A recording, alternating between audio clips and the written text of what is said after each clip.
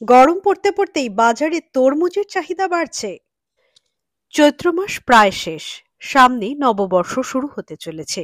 শীত ইতিমধ্যেই বিদায় নিয়েছে। বসন্ত উৎসব হলেও বসন্ত কেউ টের পেলেন না। সকাল হলেই এখন রোদের জোরালো তেজ শুরু হচ্ছে। আর গরমে ফলের চাহিদা একটু বেড়ে যায়।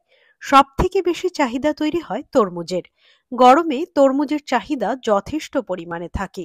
প্রতি বছরের মতো এবছরও ইতিমধ্যে বাজারে চলে এসেছে তরমুজ।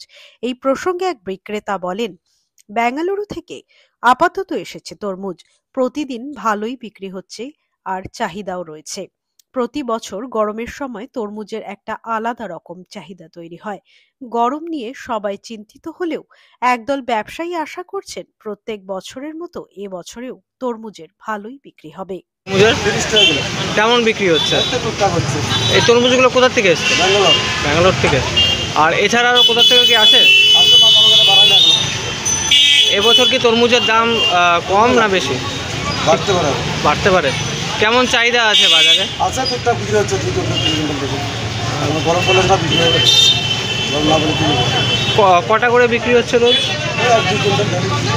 হ্যাঁ, 2 কুইন্টাল 3 কুইন্টাল ডেলি বিক্রি হচ্ছে। কত করে বললেন দাম? 30 টাকা। আপনার নামটা? সুমন দাস।